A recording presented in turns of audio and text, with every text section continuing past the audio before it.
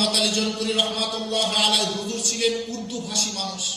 আমার কথাটা একটু বুঝবেন বাবা, আমি দীর্ঘ কথা বলবো না, একটু বুঝবেন। কারামত আলী হুজুর ছিলেন উর্দু ভাষী মানুষ, তার কাছে মানুষ কালেমা পড়ে মুসলমান হয়েছে, কিন্তু হুজুরের ওয়াজ নসিহতের দ্বারা সাধারণ মানুষ দ্বীন ধর্মের প্রকৃত শিক্ষা লাভ করতে সুযোগ তারা পায়। উর্দু ভাষীর কথা বাংলা ভাষী মানুষ সব বুঝবো আমরা। এই অবস্থায় তিনি 2 কোটি মানুষকে মুসলমান করে গেলেন। কয়েক বছরের ব্যবধানে আমার আল্লাহ পাক ফুরফুরা শরীফের মুজাদ্দিদে জামান হুজুরকে বাংলা ভাষী করে পাঠালেন। মুজাদ্দিদে জামান পীর আবু বকর সিদ্দিকী হুজুর আর তার 561 জন খলিফার মাধ্যমে আল্লাহ পাক সারা এই বাংলা ভারত আসামকে আমার আল্লাহ পাক মুসলমানদেরকে খাঁটি ইমানদার বান্দায় তারা পরিণত করেছেন। বলুন না সুবহানাল্লাহ।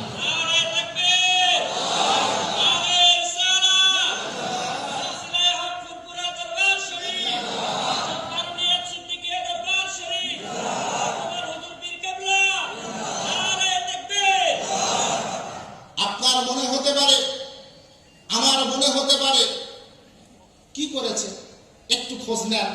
সাসিনা শরীফের আল্লামা নিসারউদ্দিন আহমদ হুজুর রহমাতুল্লাহ আলাইহি সেই দরবার থেকে এই বাংলাদেশে 4,500 আলিয়া মাদ্রাসা প্রতিষ্ঠা হয়েছে। কয় হাজার? 4,500। এই 4,500 মাদ্রাসা যদি বাদ দেন থাকবে?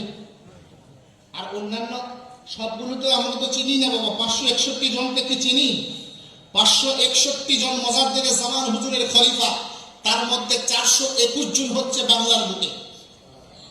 কয়জনের নাম আমরা জানি? কয়েকজন প্রথম শ্রেণীর যারা আছেন তাদের নাম জানি, অধিকাংশের নাম আমরা জানি না। কারণ তারা ছিলেন প্রসার বিমুখ মানুষ, প্রকৃত তাসাউফ পন্থী। আর আজকের এই যুগে আমরা হলাম তাসাউফ বিমুখ, নিজেই নিজের প্রসারক। কথা বোঝেননি? নিজেই কি? নিজে প্রচারক। তারা ছিলেন প্রচার বিমুখ, প্রকৃত তাসাউফ পন্থী। আমরা তাসাউফ বিমুখ আর নিজেই নিজের প্রচারক। বলবেন কি করে? আমি কয়েকটা উদাহরণ দিচ্ছি। মাহফিল করেন তো বাবা? আপনারা এলাকায় মাহফিল করেন না? মাহফিলে আয়োজন করেন, আলহামদুলিল্লাহ। আচ্ছা, আমি কয়েকটা উদাহরণ দিই। 5 লাখ টাকা খরচ করে হজ করতে গেলাম, কাবা বাইতুল্লাহ জিয়ারত করতে গেলাম। ভালো করে কথাটা বুঝবেন। বাইতুল্লাহ শরীফ তাওয়াফ করতে করতে মোবাইলের ছবি তুলছি। মনোযোগটা আল্লাহর দিকে, কাবা ঘরের দিকে না মোবাইলের দিকে? বুঝবেন, বুঝে শুনে জবাব দেবে। মোবাইলের দিকে না আল্লাহর দিকে? মোবাইলের দিকে মনোযোগ করে যদি তাওয়াফ করা হয়, সেই তাওয়াফটা আল্লাহর জন্য তো নাকি? কার জন্য? মানুষের জন্য। আবার দেখেন, হাদিস আমি আপনাদেরকে শুনিয়ে বিদায় নেব। খুলে দেখুন ইমাম তিরমিজি রাহমাতুল্লাহ আলাইহির লেখা জামি তিরমিজি কিতাবখানা খুলে দেখুন হযরত সুফাই আল আশবাহি রাদিয়াল্লাহু তাআলা আনহু, আল্লাহর নবী আল্লাহ রাসূল সাল্লাল্লাহু তাআলা আলাইহি ওয়াসাল্লামের মদিনা মুনাওয়ারায় রওনা দিয়ে দিলেন। মদিনা মুনাওয়ারায় রওনা দেওয়ার পরে হযরত সুফাই আল আশবাহি রাদিয়াল্লাহু তাআলা আনহু দেখতে পেলেন মদিনা মুনাওয়ারায় একজন বড় আল্লাহ পাকের আলেম বান্দা বসে আছেন, আর মানুষ, অনেকগুলো মানুষ তাকে চতুর্দিক থেকে ঘিরে রয়েছে। হযরত সুফাই আল আশবাহি রাদিয়াল্লাহু তাআলা আনহু হুজুর আমার মজলিসে গিয়ে বসে জিজ্ঞেস করলেন, এই ব্যক্তিটা কে? যিনি ওয়াজ করছেন, এই মানুষটা কে? একজন বলল, চিনো না? এই মানুষটা হচ্ছে আল্লাহ রাসূলের সাহাবী, সবচেয়ে বেশি হাদিস জাননেওয়ালা সাহাবী হযরত আবু হুরায়রা রাদিয়াল্লাহু তাআলা। সবচাইতে কি? আবু হুরায়রা রাদিয়াল্লাহু তাআলা আনহু রাসূলুল্লাহর হাদিস জানেন, তিনি হাদিস বর্ণনা করছেন। তাবি হযরত সুফাই আল আশবাহি রাদিয়াল্লাহু তাআলা আনহু হুজুর আমার যখন হযরত আবু হুরায়রা রাদিয়াল্লাহু তাআলা আনহু মজলিসটাকে ভেঙে দিলেন, মজলিস থেকে উঠে দাঁড়িয়ে গেলেন, হুজুর আমার ঘরে ঢুকে বসলেন। সুফাই আল আশবাহি আবু হুরায়রার দরবারে গিয়ে বলছে, হুজুর, আমি আপনার কাছে কাছ থেকে একখানা হাদিস শুনতে চাই হুজুর, একখানা হাদিস আপনি বর্ণনা করবেন যে হাদিসখানা স্বয়ং আপনি হাবিবুল্লাহ নবী মুহাম্মদুর রাসূলুল্লাহ সাল্লাল্লাহু তাআলা আলাইহি ওয়াসাল্লামের নূরের জবানেতে বলতে শুনেছেন, আর আপনি আপনার কান মোবারক দিয়ে যে হাদিসখানা শুনেছেন এমন একটা হাদিস আপনি আমাকে বর্ণনা করে শোনান, যাতে আমি দিয়ে দুনিয়ার অন্যান্য উম্মাতিকে ওই হাদিসটা বর্ণনা করে শোনাতে পারে।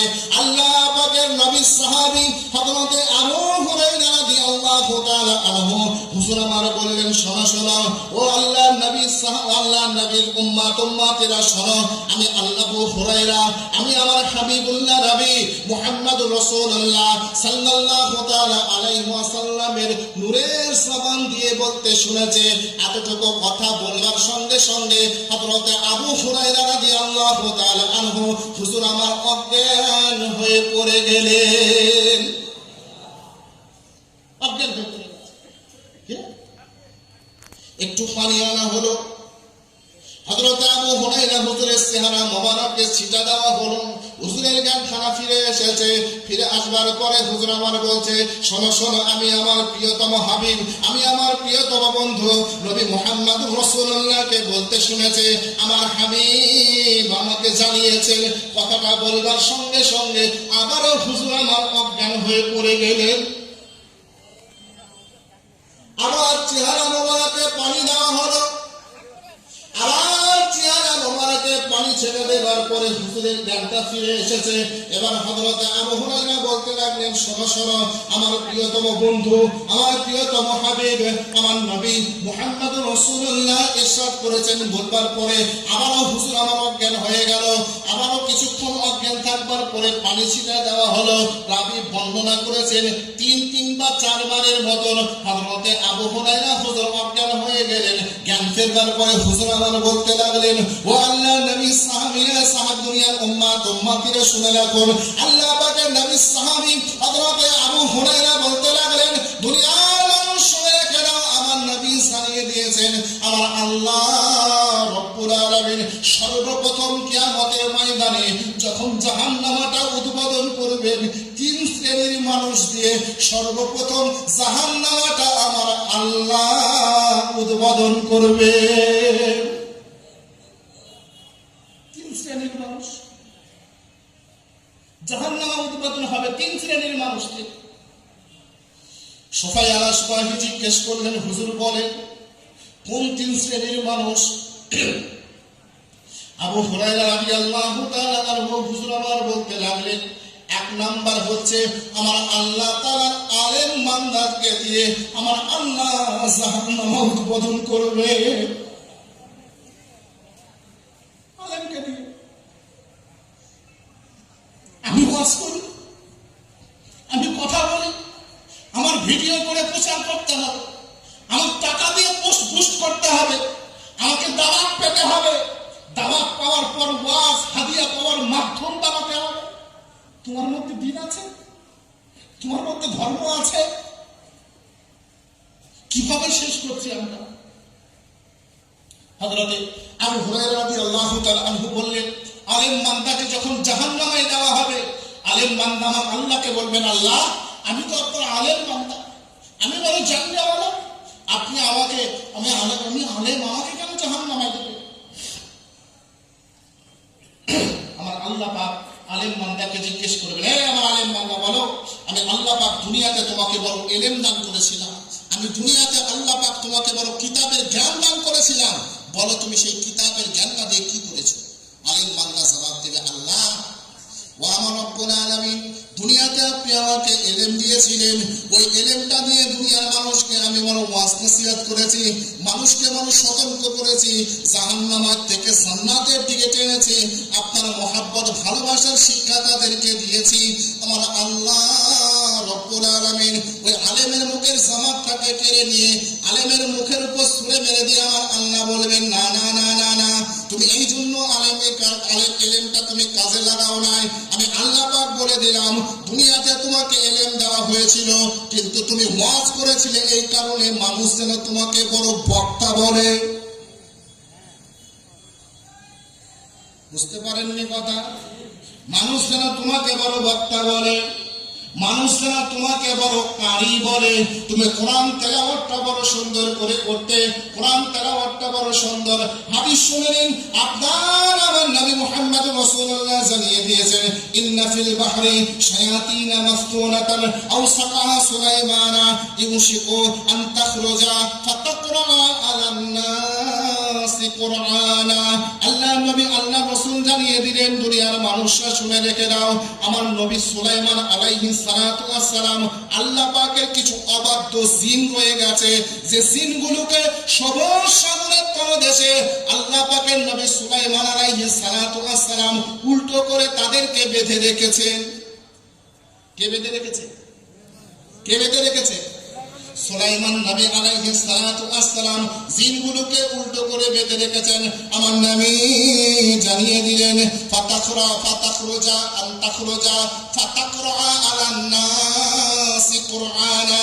দুনিয়ার মানুষ শুনে রেখে দাও, অচিরে ওই জিনগুলো সবুজ সাগরের তলদেশ থেকে বের হয়ে এসে তোমাদেরকে কোরআন তেলাওয়াত করে শোনাবে। কি শোনাবে? কি শোনাবে? কোরআন তেলাওয়াত করে শোনাবে।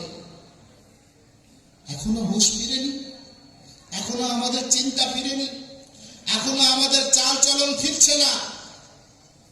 বাবাজিরা আমার, আমার নবী পাক সাল্লাল্লাহু আলাইহি ওয়াসাল্লাম সর্বপ্রথম আলেম বান্দাকে দিয়ে জাহান্নামে উৎপাদন হবে বলেছেন। কোন আলেম? সেই আলেম যে আলেম নিজেকে আলেম বলতে প্রচার করবার জন্য জাহির করবার চেষ্টা করেছে।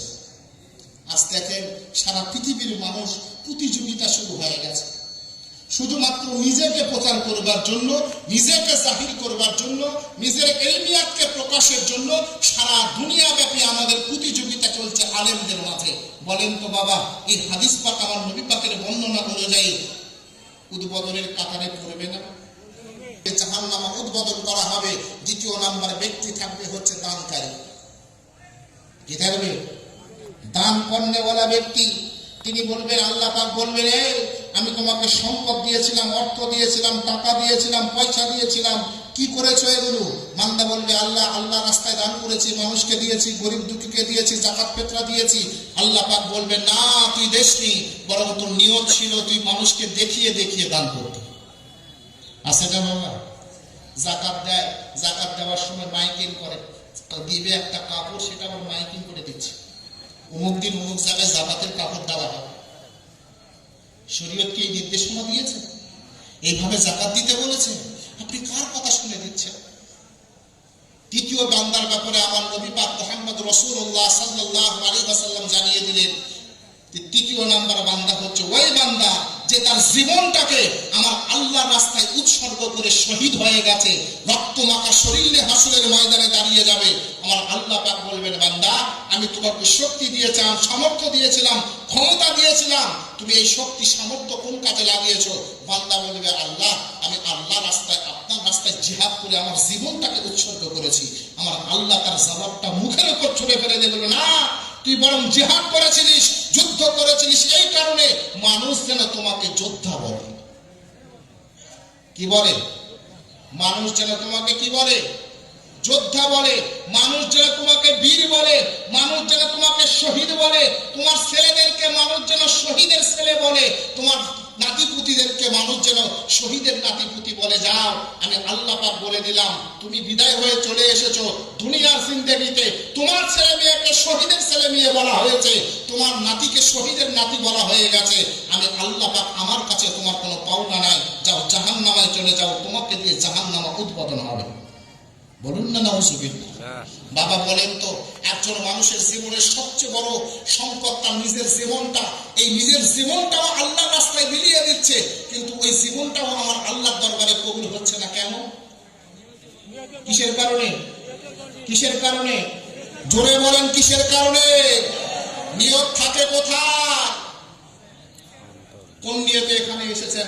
আচ্ছা বলেন, এখানে এত মানুষ বসে আছে, কেউ একজন এসেছে নিয়ত করে যাবার সময় একটা সাইকেল নিয়ে চলে যাবে, চেহারা দেখে আমাকে ধরে দিতে পারবেন? কেউ চেহারা দেখে ধরে দিতে পারবেন? তো ও নিয়ত করে এসছে, ওটা আছে কোথায়? ওটা আছে কোথায়? অন্তরে আছে। আর অন্তর সংক্রান্ত বিদ্যার নামটাই হচ্ছে তারিকাত তাসাউফ। তাসাউফ শিক্ষা করা ছাড়া কোনোভাবে আপনার আমার বাঁচার কোনো রাস্তা নাই। আপনাদের মনে হতে পারে, আপনারা মনে করতে পারেন, হুজুর আমরা তো আলেমও নয়, আমরা তো শহীদও নয়, আমরা তো বড় দানকারীও নয়, সুতরাং আমাদের ভয় পাওয়ার কিছু নাই। কিন্তু আমাদের মধ্যেও বড় বিপদ আছে। সেই বিপদটা হচ্ছে ইবাদত করনেওয়ালা বান্দার বড় বিপদ হচ্ছে রিয়া।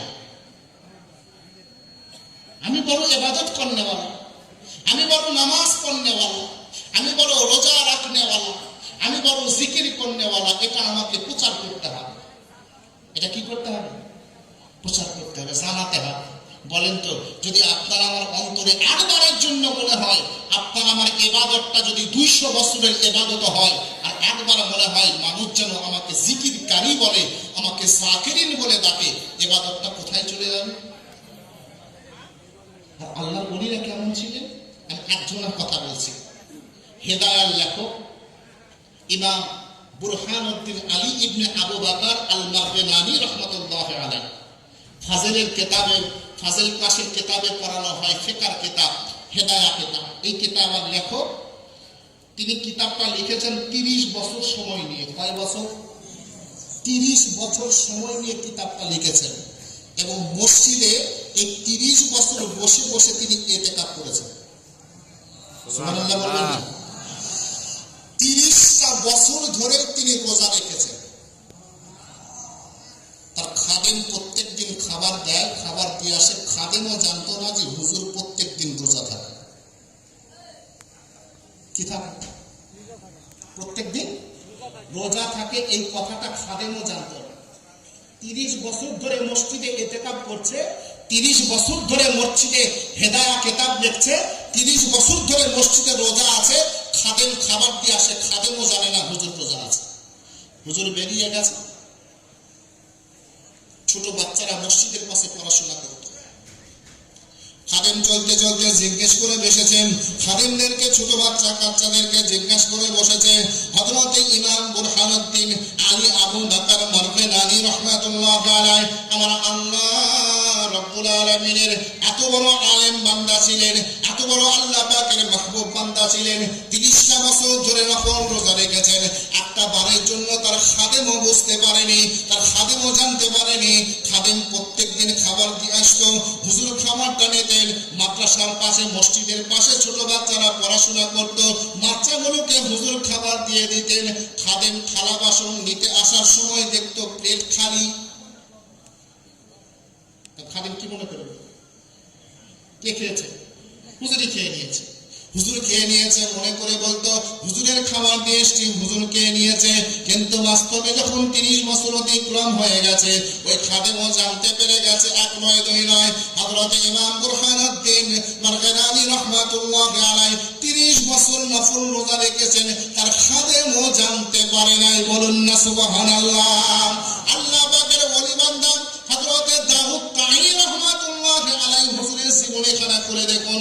হযরত দাউদ তাঈ রাহমাতুল্লাহি আলাইহি 1 নয় 2 নয় 40 বছরটা ধরে নফল রোজা রেখেছেন। 40 বছর নফল রোজা রেখেছেন। তার বাড়ির বিবিও জানে না আমার স্বামী 40টা বছরের নফল রোজা রাখনেওয়ালা। 40 বছর কি করে? তার জীবনের মধ্যে এসছে। সকালবেলা হুজুর বিবিকে বলতেন আমার খাবারটা রেডি করে দাও, বিবি খাবারটা রেডি করে দিতেন, উনি খাবার নিয়ে বেরিয়ে যেতেন আল্লাহর ইবাদত করবার জন্য বাহিরে। সুবহানাল্লাহ বলবেন না? বাহিরে চলে যেতেন। আর বাহিরে যাবার সময় যখনই কোনো ভুকা মানুষ দেখতেন খাবারটা দান করে দিতেন। হুজুর রোজার নিয়ত করতেন, আবার সকালে বাড়িতে, সন্ধ্যায় বাড়িতে চলে আসতেন। এইভাবে 40 বছর অতিক্রম করে গেছে। একটা বারের জন্য বাড়ির মানুষ, তার বিবি পর্যন্ত জানতে পারেনি যে 40 বছর রোজা রাখনেওয়ালা। আমরা তরিকত তাসাউফপন্থীগণ হাসির ছলে হলেও, খেয়ালের ছলে হলেও আমরা নিজের ইবাদতের বিষয়টা অনেক সময় প্রকাশ করে ফেলি। ছাড়া আমাদের নাজাতের কোনো রাস্তা নাই। আমল বিশুদ্ধ করতে গেলে, আপনার আমার ইখলাসপূর্ণ আমল করতে গেলে আল্লাহ পাকের মাহবুব বান্দাদের অনুসরণ করতে হবে। আল্লাহ পাক রব্বুল আলামিন আমাদেরকে সে তৌফিক দান করুক। সকলে বলুন আল্লাহুম্মা আমিন। আপনারা শুনেছেন এই মাহফিলটি আমাদের